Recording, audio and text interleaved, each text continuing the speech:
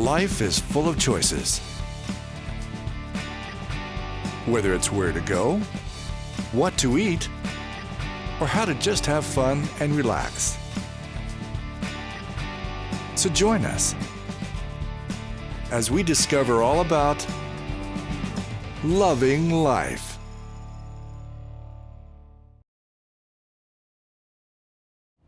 You know, when most people think of history in America, they think of Williamsburg or places like that. But right here in North Carolina, I'm in Old Salem, North Carolina. Huge history.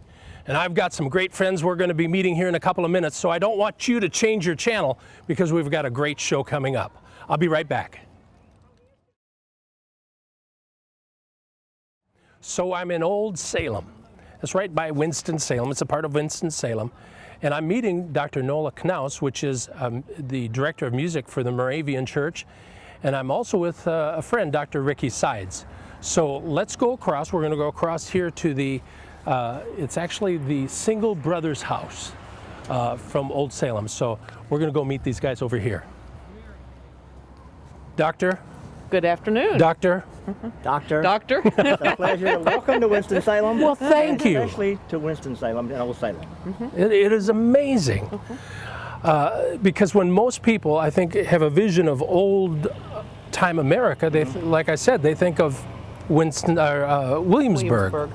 But this is my first time here, and it is absolutely, I like it better than Williamsburg. Well, because this is a living town. Yeah. People still live and work here, and the streets are not closed off to traffic, so that we have not given up on the modern world. Right. It's not just a museum.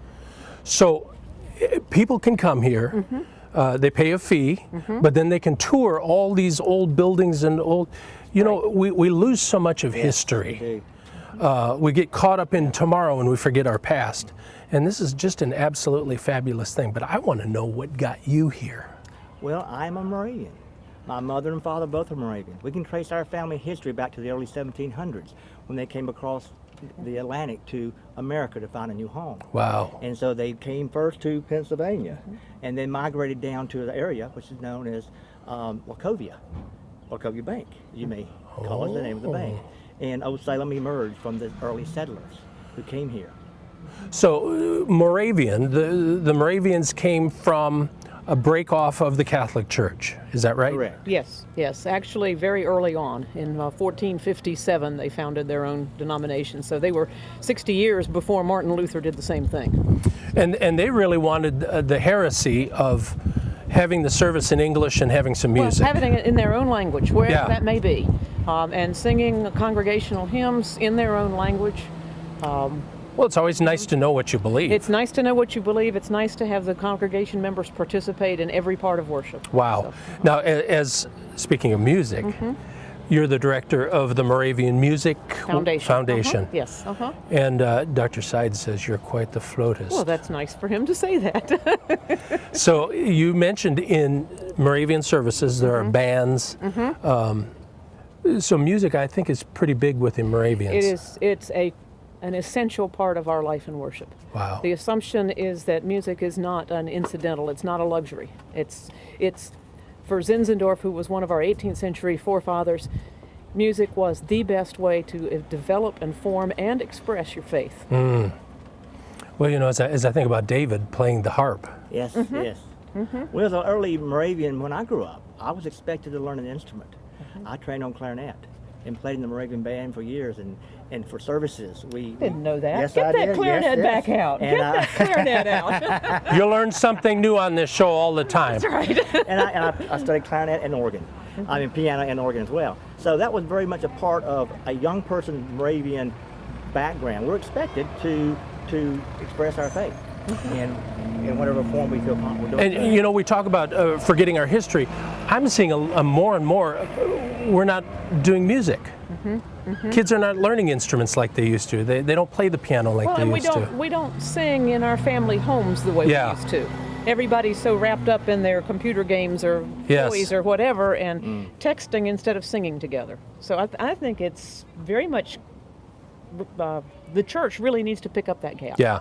Well, today Exactly. in the Moravian Church, we still do that. We still And sing have a great classes. deal. Yeah, We have the band sing. classes. We have band classes for young people, for people who are not even members of the church can come and learn an instrument. Wow. In fact, of the 25 or 30 people in this year's band class, over half are homeschooled young people who are not Moravians. Really? They're there because this is an opportunity for them to learn a band instrument, and these are free. All you have to do is show up with an instrument. Is that cool or what? It is wonderful. Yeah. And the Moravians are very similar to the Methodists and the Baptists Sure. and the Presbyterians, basically. And our theology and we is are very mainstream Protestant faith.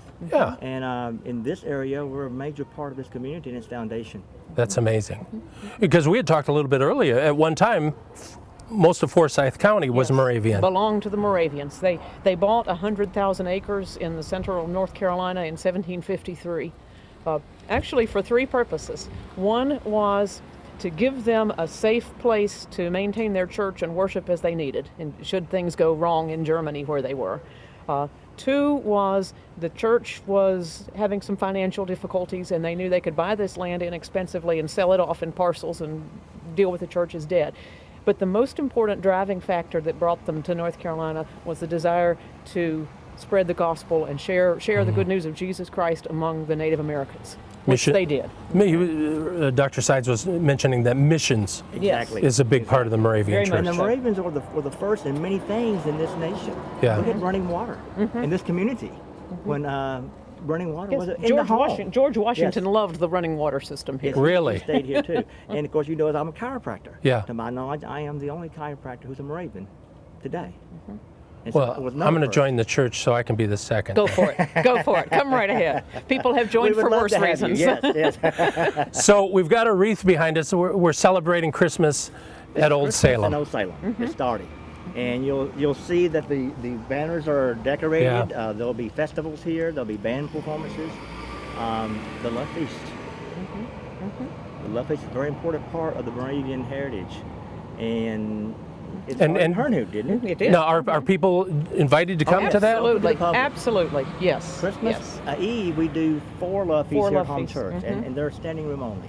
Wow. You need to get here about an hour early if you wish to come to the Love Feast. And we serve the traditional Love Feast bun, which is made out of potato dough, bread, and the Moravian coffee, which is a sweet coffee. And that's served during the service with the beautiful music.